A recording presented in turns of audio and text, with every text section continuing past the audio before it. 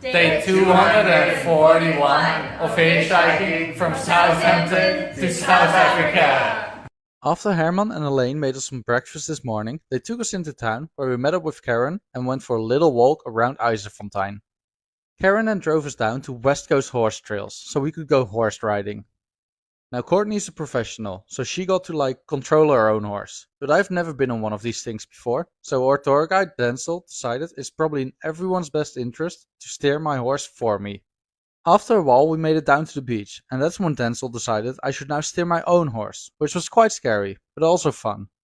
I do want everyone to know as well that Courtney did end up going really fast. She really did, but I didn't film it as I was too busy myself with trying not to fall off my horse. After the horse riding, we went over to Buffelsfontein for a game drive.